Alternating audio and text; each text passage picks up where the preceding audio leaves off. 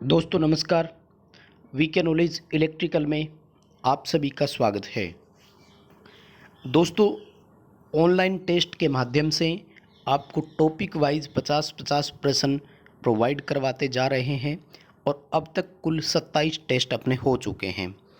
ये अपना test number 28 था, जिनमें टॉपिक था इलेक्ट्रीशियन हैंड टूल, यानी औजारों से संबंधित। इस टॉपिक में अपने कुल 50 MCQs है। लेकिन दोस्तों, हम इस टॉपिक को 2 वीडियो में सोल्व करेंगे, 2 पार्ट में सोल्व करेंगे। 25-25 प्रश्नों के 2 पार्ट इसके अपलोड करेंगे। टेस्ट कॉमन एक साथ 50 प्रश्नों का लिया था, लेकिन ये 25-25 प्रश्न आपको प्रोवाइड करवाएंगे। आज के अपने इस वीडियो में 1 से लेकर 25 तक प्रश्न होंगे और दूसरे में 26 से 50 तक होंगे। सभी क्वेश्चंस को लास्ट तक आप ज़रूर देखें। क्वेश्चन अच्छे लगे, एक्सप्लेन करने का तरीका पसंद आए तो अपने दोस्तों को भी शेयर ज़रूर करें और वीडियो को लाइक ज़रूर करें। आप यदि चैनल पर नए हैं तो चैनल को सब्सक्राइब ज़रूर करें। दोस्तों, टूल से संबंधित, हैंड टूल से रिलेटेड चैनल पर पहली बार कोई क्वेश्चन और वीडियो डाला जा रहा है, इसलिए आप इसे देखें और शेयर ज़रूर करें, क्योंकि अब से पहले पर्टिकुलर टूल से रिलेटेड कोई भी वीडियो हमने नहीं डाला था। चलिए दोस्तों, क्वेश्चन से शुरू करते हैं। क्वेश्चन है कि निम्न में से किसका व्यास अधिक है। अपनों से मैक्सिमम व्यास के बारे में पूछा गया, चौड़ाई के बारे में पूछा गया है। देखो, व्यास नापने के लिए अब देखो टूल के बारे में बात करते हैं। सबसे पहले ये क्वेश्चन टूल से रिलेटेड हुआ कैसे। तो तार का साइज या व्यास नापने के लिए हमारे पास 2 मीटर होते हैं। एक को बोलते हैं माइक्रोमीटर, दूसरे को बोलते हैं स्टैंडर्ड वायर गेज। 2 होते हैं। वायर गेज जो होता है वो SWG स्टैंडर्ड वायर गेज में देता है। ये ब्रिटिश का है, ध्यान रखना। अमेरिका का होता है AWG अमेरिकन वायर गेज होता है। और दूसरा अपना है माइक्रोमीटर, तो वो व्यास को mm में दर्शाता है। ठीक है। अब ध्यान रखने वाली बात यह है कि mm में जो बड़ी संख्या होती है वह उतना ही अधिक व्यास होता है, या फिर मैं यूं कहूं कि वो वायर उतनी ही मोटी होती है, मोटा तार होता है। SWG में क्या होता है कि तार का साइज जितना छोटा होता है वह उतनी ही बड़ी मानी जाती है। यानी कंपेरेटिवली मैं एक बार आपको mm के थ्रू बात करूं तो 10 mm जो है वो तुलनात्मक रूप से 20 mm की अपेक्षा पतला है। 20 mm अधिक मोटाई का है, अधिक व्यास का है। 10 mm पतला है, या यूं कहें कि कम मोटाई का है। वहीं अगर वायर गेज की तुलना करें तो 10 SWG तुलनात्मक रूप से 20 SWG से मोटा है। यानी 20 SWG पतला, जबकि 10 SWG मोटा है। यानी व्यास अधिक 10 SWG का है। तो ये दोनों क्या एक दूसरे के अपोजिशन में चलती है। अब हमें कॉम्बिनेशन देना है दोनों का, जिनका हाईएस्ट डायामीटर हो। तो mm में जो मैक्सिमम होती है उसका, और SWG में जो मिनिमम होती है उसका हाईएस्ट डायामीटर होता है। अपने इस क्वेश्चन का आंसर क्या होगा?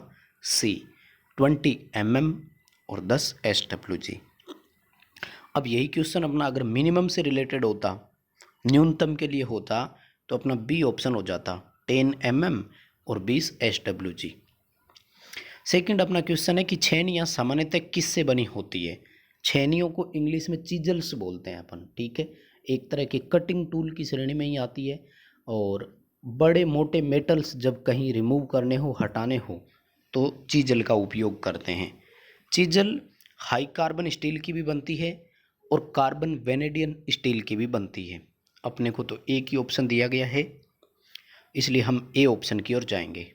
हाई कार्बन स्टील की बनी होती है। क्वेश्चन का आंसर अपना ए होगा। नेक्स्ट अपना क्वेश्चन है कि लकड़ी की वस्तुओं में छोटे छेद बनाने के लिए किस उपकरण का उपयोग करते हैं। अब देखो, होल करने के लिए ना कई तरह के हैंड टूल होते हैं, इसमें आप कंफ्यूज हो सकते हो। जैसे ब्राडल या पोकर हो गया, एक ही बात है, दोनों सेम नाम होते हैं। हिंदी में इसको सुम्मी बोलते हैं। उसके बाद में जिमलेट हो गया, रेचेट ब्रेस हो गया, रिमर हो गया और ड्रिल मशीन हो गई। तो इतने सारे में क्या हम कंफ्यूज हो ही जाते हैं, तो मैं एक एक करके सारी डिटेल आपको दे देता हूँ। छोटे जब छेद बनाने हो, यानी सिर्फ और सिर्फ इनिशियली एक स्क्रू को कसने के लिए, थोड़ा सा पंच मारने के लिए या होल बनाने के लिए होता है छोटा सा, और इसके लिए ब्रेडल का उपयोग करते हैं। जिसको पोकर या सुम्मी भी बोलते हैं। ठीक है, स्क्रू ड्राइवर तो कसने के काम आता है और प्लायर तो स्क्रू का तो कोई है ही नहीं, होल से रिलेशन है ही नहीं। ड्रिल होती है पूरा जब हमें होल करना हो तब, और इसमें तब लेते हैं जब या तो हम खुद बोल्ट लगाते हैं, नट और बोल्ट, तब अपन इसको लेते हैं। स्क्रू कसने से पहले हल्का सा एक छोटा होल बनाते हैं ताकि फिर स्क्रू को वहाँ रख करके आसानी से हम पेचकस से टाइट करें तो वो अपने आप ही हो जाए और थ्रेड बना लेता है लकड़ी के अंदर, क्योंकि लकड़ी में ड्रिल करने के बाद पेंच नहीं लगाए जाते। तो इसके लिए ब्राडल, जिसको सुम्मी या पोकर भी बोलते हैं, ए ऑप्शन रहेगा। जिमलेट होता है छोटे और पूरे होल जब आपको बनाने हो मैनुअली, और साथ में थ्रेड का भी थोड़ा सा ऑप्शन रखना हो, तब काम में लेते हैं। रेचेट ब्रेस होता है पूरा होल बनाने के लिए, मैनुअल ड्रिल मशीन ही होती है एक तरह से रेचेट ब्रेस तो। नेक्स्ट अपना क्वेश्चन है कि केबल के टर्मिनेशन हेतु प्रयुक्त लग का प्रकार क्या है। सबसे पहले तो देखो कि टर्मिनेशन के लिए जिस टूल का उपयोग करते हैं उस टूल का नाम होता है क्रिम्पिंग, क्रिम्पिंग टूल या क्रिम्पर, कुछ भी हम बोल सकते हैं। और केबल के अंतिम सिरे पर ये होते हैं जहाँ से हम आसानी से उसको टर्मिनल बॉक्स में कनेक्ट कर सकते हैं। तार डायरेक्ट नहीं लगाए जाते, उनको किसी न किसी लग की सहायता से लगाया जाता है। लग की आकृति कैसी होगी ये इस बात पर डिपेंड करता है कि वो कनेक्टर कैसा है जहाँ लग को कनेक्ट किया जा रहा है। मान लीजिए कि वो कनेक्टर एक इस तरह से बोल्ट टाइप में है अपने पास, तो रिंग टाइप का यूज किया जाएगा। वो इस तरह से है कि जिसमें हम ऊपर से नहीं डाल सकते, यहाँ आपके स्क्रू भी लगा रखा है लेकिन यहाँ जगह भी है, तो यू टाइप का आएगा। सिर्फ और सिर्फ उसमें देखा जाए कि ऊपर से बंद है लेकिन यहाँ एक होल है और यहाँ थ्रेड है, वो है स्क्रू है कसने के लिए, तो यहाँ से डाला जाएगा। उस समय पिन टाइप का उपयोग करते हैं। यानी लग की आकृति कनेक्टर के प्रकार पर डिपेंड करती है कि कनेक्टर कैसा है। और लग पिन टाइप का भी हो सकता है, रिंग टाइप भी होता है, यू टाइप भी होता है, ऑल अबोव आएगा। पिन टाइप में तो ऐसे सीधी पिन बनी होती है और यहाँ होल ये है ही, तो इसमें अब वो अपन ने तार डाल दी, क्रिम्प कर दिया जाता है, तो ये आगे उसमें टाइट हो जाता है टीबी में। रिंग टाइप में क्या होता है कि आगे से वो रिंग बना होता है पूरा ऐसे और बीच में होल होता है, तो ये उस नट में डाल दिया जाता है। और यू टाइप वाला जो होता है वो इस तरह से यूं आकृति होती है उसकी, यू के जैसा बना होता है वो यूं इस तरह से होता है, तो ये उसमें डाल दिया जाता है। इसको यहाँ से हम टाइट कर देते हैं। अगला अपना प्रश्न है कि पेंच की थ्रेड का साइज नापने के लिए हम किसका उपयोग करते हैं। देखो नाम से पता लग रहा है स्क्रू थ्रेड कितने की है। ठीक है, स्क्रू जो होता है पेंच वो चूड़ीदार कॉन्टेक्ट ही होता है, और उसकी थ्रेड कितने mm की है, ये इस चीज़ को नापने के लिए हम जिस टूल का उपयोग करते हैं उसको बोलते हैं स्क्रू पिच गेज। नाम से ही पता लग रहा है स्क्रू की पिच नापना। पिच होती है थ्रेड, दो थ्रेड के बीच की जो दूरी होती है उसको पिच बोलते हैं। थ्रेड पिच बोल दो या स्क्रू पिच बोल दो, एक ही बात है, क्योंकि जब एक बार हम उसको पूरा राउंड स्क्रू को घुमाएंगे तो वो कितने आगे खिसकता है ये उसके थ्रेड के साइज़ पर ही डिपेंडेड होता है। मान लीजिए कि थ्रेड में 2 का साइज़ है, दोनों के पिच साइज़ की बात कर रहा हूँ मैं, दूसरी थ्रेड और पहली थ्रेड के बीच में, तो जैसे ही वो एक राउंड पूरा घूम जाता है तो स्क्रू 2 अंदर चला जाएगा। फिलर गेज होता है ये शाफ्ट के चारों ओर एयर गैप नापने के काम आता है, वायु अंतराल नापने के लिए काम आता है। और इसको जब भी हम कहीं अलाइनमेंट करते हैं, मोटर की जैसे जनरेटर की शाफ्ट को अलाइन करना था या मोटर और पंप की शाफ्ट को जैसे अलाइन करना होता है। वायर गेज आता है तार का साइज नापने के लिए, 3 ही होते हैं। नेक्स्ट अपना क्वेश्चन है कि निम्न में से किस कटिंग टूल में सबसे अधिक हॉट हार्डनेस होती है। हॉट हार्डनेस यानी गर्म होने पर वो और ज़्यादा काटता है किसी को, यानी कटिंग स्ट्रेंथ जो होती है वो बढ़ जाती है। ये अच्छा क्वेश्चन है दोस्तों, कंपटीशन एग्जाम की दृष्टि से वेरी वेरी इंपॉर्टेंट है, काफ़ी बार एग्जाम में आ भी चुका है। तो वो है ceramic. Highest hot hardness ceramic धातु में ही पाई जाती है। क्वेश्चन का आंसर अपना ए रहेगा। अगला अपना क्वेश्चन है कि सिंगल कट फाइल के दांतों का कोण कितना होता है। फाइल को हिंदी में बोलते हैं रेती, समझ गए ना। रेती होती है जैसे कोई रफ सतह है तो उसको स्मूथ बनाना हो, यानी किसी चीज़ को घिसने के काम आता है। ठीक है, कई तरह की होती है, single cut, double cut, rasp cut, bastard cut, अलग अलग तरह की होती है। सिंगल कट में जब वो एक मूवमेंट देती है तो वहाँ से कटते हुए जाती है, वापस आती है, उस दौरान कोई कट वो नहीं देती है। और इसके लिए जो कट का कोण होता है, इनके दांते जो बने होते हैं सिंगल कट फाइल में 60 डिग्री का होता है। डबल कट में 50 से 70 तक होता है, यानी आगे जाते हुए वो 50 का, वापस रिवर्स आते समय वो 70 डिग्री का कोण होता है। क्योंकि डबल कट जो है वो दोनों ओर गति करते समय धातु के जो पार्ट्स होते हैं उनको घिसने का काम करती है। सिंगल कट एक तरफ होती है, डबल कट दोनों ओर धातु को घिसने का वर्क करती है। सिंगल कट में 60 का, डबल कट में 70 से 50 का।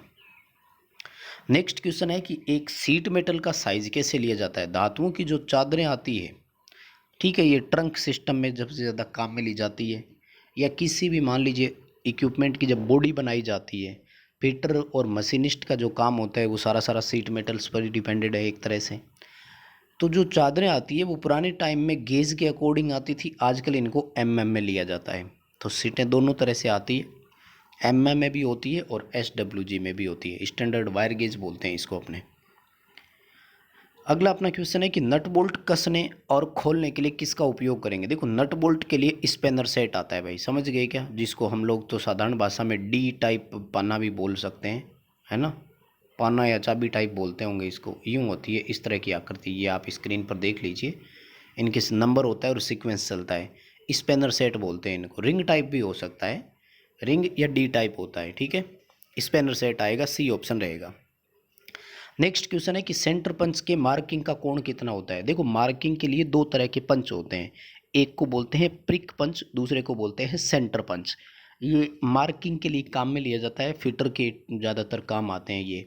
सेंटर पंच जो होता है इसके मार्किंग के लिए 90 डिग्री का कोण होता है, जबकि प्रिक पंच के लिए 30 और 60 का होता है। यानी या तो 30 का होगा या 60 का होगा, ये डिपेंड करेगा लोकेशन पर। जैसे आपने ड्राइंग में आइसोमेट्रिक व्यू, ऑर्थोग्राफिक व्यू जब बनाए थे तो आपको याद होगा, हम जब साइड एंगल में किसी होल को दर्शाते थे तो हिडन लाइन से देते थे। उस दौरान जब प्रिक पंच से कोण बनाए जाते हैं तो वो 30 या 60 के ही होते हैं। तो सेंटर पंच का 90 का, प्रिक पंच का या तो 30 या 60। नेक्स्ट अपना क्वेश्चन है कि विभिन्न धातुओं के सामने उनके चिपिंग के कोण दिए गए हैं। चिपिंग होता है चीजल से धातु को काटना, छेनी से किसी भी मेटल्स को काटना, उसको चिपिंग बोलते हैं। और हमें ये बताना कि कौन सा गलत है। हाई कार्बन स्टील को जब काट रहे हो तो चीजल का कोण 65 डिग्री का होना चाहिए, कास्ट आयरन के लिए 60 डिग्री का होना चाहिए, एल्यूमिनियम के लिए 30 डिग्री का, और माइल्ड स्टील के लिए 55 डिग्री का होना चाहिए। तो दोस्तों ये चारों के चारों ही सही है, जो भी इनके चिपिंग का कोण सामने लिखा गया है ये सभी कोण सही है, ऐसे ही होने चाहिए। तो अपना क्वेश्चन का आंसर रहेगा नन अबोव, यानी इनमें से कोई भी गलत नहीं है। आपको क्या याद रखना है, कास्ट आयरन की चिपिंग का कोण, ये मोस्ट इंपॉर्टेंट क्वेश्चन बनता है, ये डायरेक्ट एग्जाम में आ सकता है। सवाल क्या आएगा कि जब हम कास्ट आयरन की चिपिंग करते हैं तो चिपिंग का कोण कितना होना चाहिए, यानी चीजल से काटते समय उसका कोण कितने डिग्री का हो। अगला अपना प्रश्न है कि सरल मापी यंत्र जिसका उपयोग स्टील रूल के साथ किया जाता है। स्टील रूल बोलते हैं मैं स्टील वाला अपना जो पैमाना होता है, मोस्टली 30 सेंटीमीटर का होता है, ठीक है। तो स्टील रूल से माप ले ली जाती है, लेकिन एक मीटर आता है साथ में उसकी जगह, तो उसको बोलते हैं कैलिपर्स, ठीक है। जेनी कैलिपर और वर्नियर कैलिपर्स मोस्टली दो तरह के होते हैं। ये भी फिटर और मशीनिस्ट ही सबसे ज़्यादा यूज करते हैं, इलेक्ट्रिशियन की इतनी आवश्यकता इसमें नहीं होती है। बट टूल से रिलेटेड टॉपिक है तो इम्पोर्टेंट क्वेश्चन है, डालना ज़रूरी भी था। तो कैलिपर से क्या होता है कि किसी जॉब का पहले वो एक विड्थ ले ली जाती है और फिर उस विड्थ के अकॉर्डिंग स्टील रूल को ओपन करके उसका मेजरमेंट लिया जाता है कि वो कितने की है। स्क्राइबर जो होता है इसको हिंदी में बोलते हैं खरोंचक। तो ये तो किसी चीज़ में मार्किंग करने के काम आता है, खरोंच लगा देता है उतनी दूर पर मेटल्स पर। और डिवाइडर होता है किसी चीज़ को डिवाइड करने के लिए या अलग अलग पार्ट्स में बांटने के लिए। सी ऑप्शन आएगा कैलिपर्स। नेक्स्ट अपना क्वेश्चन है कि स्टील पैमाने का न्यूनतम अंशांकन कितना होता है। यानी जिस स्टील रूल की हम बात कर रहे थे उसका मिनिमम कैलिब्रेशन कितना होता है। मिनिमम कैलिब्रेशन का मतलब है न्यूनतम कितनी माप दे सकता है, यानी पेपर में इसका क्वेश्चन लिस्ट काउंट का भी हो सकता है। लिस्ट काउंट यानी मिनिमम कितनी वो गणना कर सकता है या मापांक हमें दे सकता है। तो आपने देखा होगा एक एक पॉइंट होता है ऐसे छोटा छोटा, इस तरह से चलता है, फिर पांचवा पॉइंट ऐसे आता है एंड फाइनली जो बड़ा पॉइंट आता है वो यूं आता है ना। तो ये जितने भी होते हैं ये सारे 0.5 mm के होते हैं। ठीक है ना, क्वेश्चन का आंसर अपना ए होगा। 0.5 mm का होता है छोटा, 1 mm के लिए होता है और फिर 10 mm के लिए इसमें अपन देखते हैं। तो जो मिनिमम कैलिब्रेशन है वो 0.5 mm का होता है। वहीं अगर मैं माइक्रोमीटर के मिनिमम कैलिब्रेशन की बात करूं तो उसके लिए 0.01 mm होता है। माइक्रोमीटर भी मेजरमेंट के ही काम आता है। तो माइक्रोमीटर की लिस्ट काउंट स्टील रूल से अधिक होती है, या यूं कहें कि वो ज़्यादा एक्यूरेट होता है।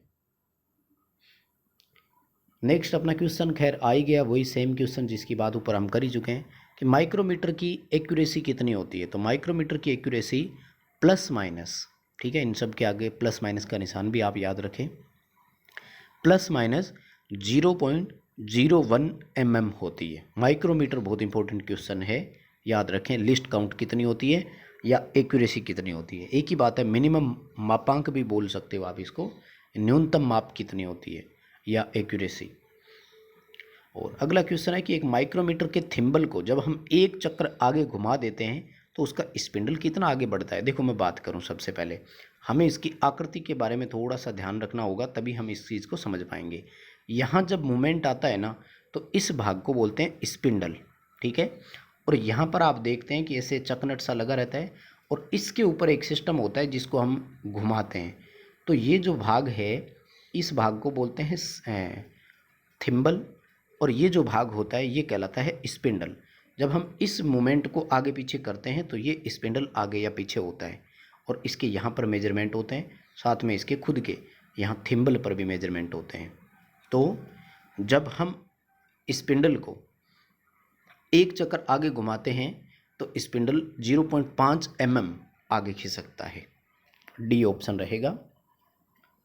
नेक्स्ट अपना क्वेश्चन है कि हैमर का जब भी आप उपयोग करें तो क्या सावधानी हमें रखनी चाहिए, कि उसका हैंडल होना चाहिए। हैमर के बारे में, हथौड़े के बारे में बात कर रहा है, ठीक है। तो ये तो दिल्ली मेट्रो एग्ज़ाम में आ भी चुका था, ये कंपटीशन एग्ज़ाम का क्वेश्चन है। और कैसा होना चाहिए, तो देखो जब चारों ऑप्शन आप पढ़ेंगे तो डी ऑप्शन की ओर ही ध्यान जाएगा सबका, कि वो कस कर फिट होना चाहिए, प्रॉपर फिट होना चाहिए, है ना।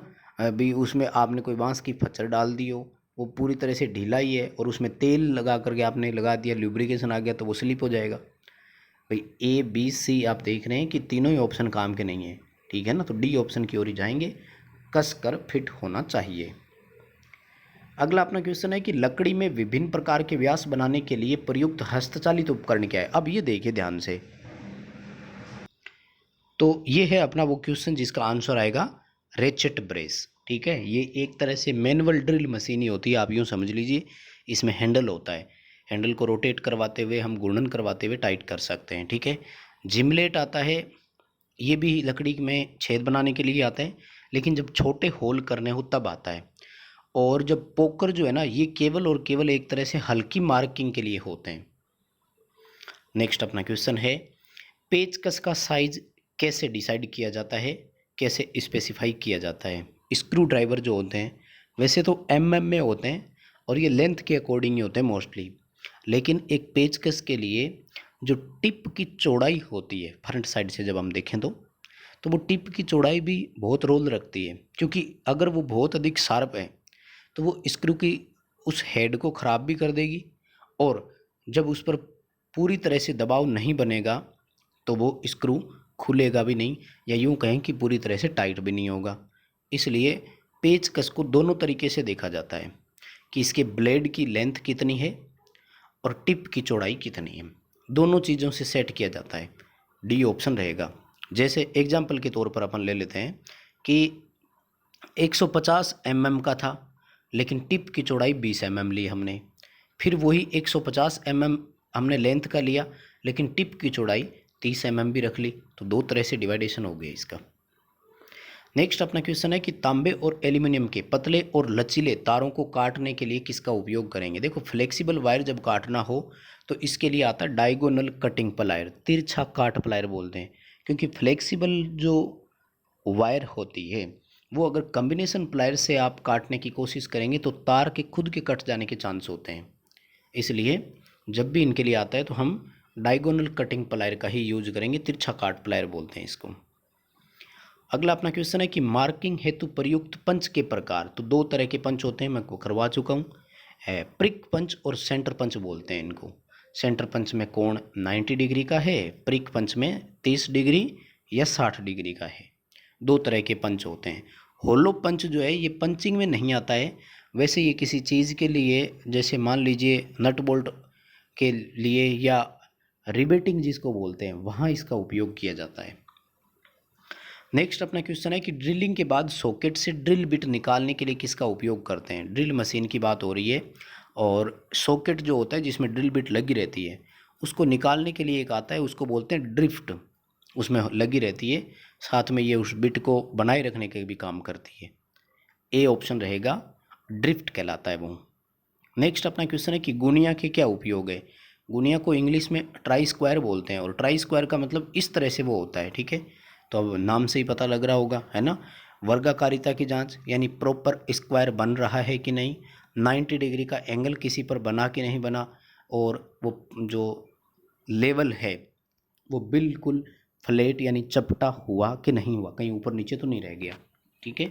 ऑल अबोव आएगा, डी ऑप्शन रहेगा। अगला अपना क्वेश्चन है कि हथौड़े का हैंडल किसका बना होना चाहिए। हैमर का हैंडल हमेशा लकड़ी का ही होना चाहिए, ये ध्यान रखें, कभी लोहे का नहीं हो सकता। अगर लकड़ी का होता है तो कहते हैं कि वो चोट को सहन कर सकने में सक्षम होता है, मतलब स्ट्रेस नहीं आता, प्रतिबल नहीं आता। जब हम किसी पर चोट मारते हैं, जैसे बाल pin hammer, cross pin hammer, उनकी बात कर रहा हूँ मैं, तो वो लोहे के होते हैं। जो बेस होता है उनका वो लोहे का है, तो जब हम उस बेस से किसी पर चोट मारते हैं तो लकड़ी जो होती है वो उसको सस्टेन कर जाती है। जो प्रतिबल, जो स्ट्रेस आता है चोट के बदले में, वो प्रतिबल तो आना ही है, तो उसको वो सस्टेन कर जाती है, और हाथ जो है उसको कहीं चोट लगने की कोई चांस नहीं रहते। तो हैंडल लकड़ी का ही होगा, प्लास्टिक, लोहे या स्टील का कभी नहीं होता। और नेक्स्ट अपना क्वेश्चन है कि धातुओं को काटने के लिए प्रयुक्त कटिंग टूल का प्रकार कौन सा है। देखो धातु जब काटनी हो, बड़े टुकड़ों की बात हो रही है, हेक्सा काम में लेंगे। और धातु की अगर सीट मेटल्स की बात होती, पतली चादरों की बात होती ना, तब सनीप आता, ठीक है। ये विशेष प्रकार की लंबी कैंची होती है। धातु की जब चादर की बात आती ना पतली, तब सनीप उत्तर करते। अभी मोटे टुकड़ों की बात हो रही है तो हेक्सा आएगा इसमें। और नेक्स्ट अपना क्वेश्चन है कि एक साथ तन्य सामग्री यानी डक्टाइल जो मटेरियल होते हैं उनके 2 टुकड़ों को जोड़ करना है, तो 2 टुकड़ों को जोड़ने के लिए तो क्रिम्पिंग ही करते हैं। स्ट्रेट थ्रू जॉइंट आते हैं, जिनको स्लीव भी बोल सकते हैं अपने, यानी खोखली पाइप सी होती है, दोनों ओर से तार उसके अंदर डाल दो और इस स्लीव को यहाँ से क्रिम्प कर दो। क्रिम्प करेंगे तो ये फ्लेक्सिबल जो भी टुकड़े हैं इनका जॉइंट हो जाएगा, ठीक है। प्लायर तार को कसने, मोड़ने, काटने के काम आता है, कटर काटने के काम आएगा, और स्ट्राइपर तार से इंसुलेशन हटाने के काम आता है। तो अपने इस क्वेश्चन का आंसर ए रहेगा, क्रिम्पर बोलते हैं इसको, या क्रिम्पिंग टूल भी बोल सकते हैं इसको। तो बस दोस्तों ये थे 25% इस पार्ट 1 में। सेकंड पार्ट आएगा इसका, जहां क्वेश्चन संख्या 26 से लेकर 50 तक होंगे। टूल से रिलेटेड 2 वीडियो डाल रहे हैं। क्वेश्चन अच्छे लगे हैं तो वीडियो को लाइक ज़रूर कर देना, अपने दोस्तों को भी आगे शेयर ज़रूर करना। आप यदि चैनल पर नए हैं तो आप चैनल को सब्सक्राइब ज़रूर करें। पार्ट 2 के लिए नोटिफिकेशन बेल को भी प्रेस करके रखें, जब भी अपलोड होगा आपको तुरंत उसका नोटिफिकेशन मिल जाएगा।